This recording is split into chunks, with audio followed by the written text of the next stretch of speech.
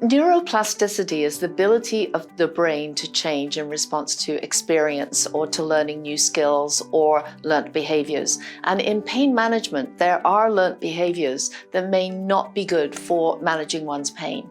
And so mindfulness helps to change the brain, in other words, take advantage of the neuroplasticity in order to change how we react to pain and become more responsive and more of a partner with our pain management.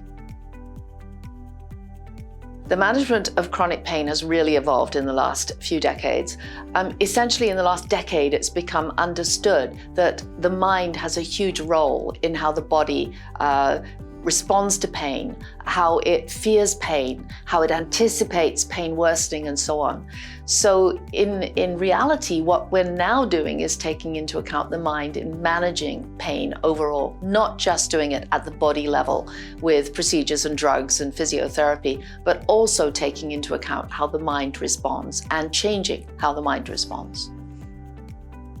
Mindfulness is a very important component overall of chronic pain management. It should always be included with other interventions that we usually use for chronic pain management.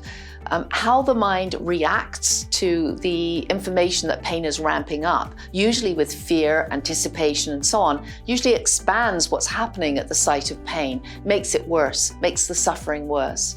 And mindfulness can actually show us how to avoid going to those reactivities, but actually keep the mind much quieter and much more able to manage pain as a top-down way. We can dull our own pain, but only if the brain is not suffused with adverse emotions that are reacting to the pain itself.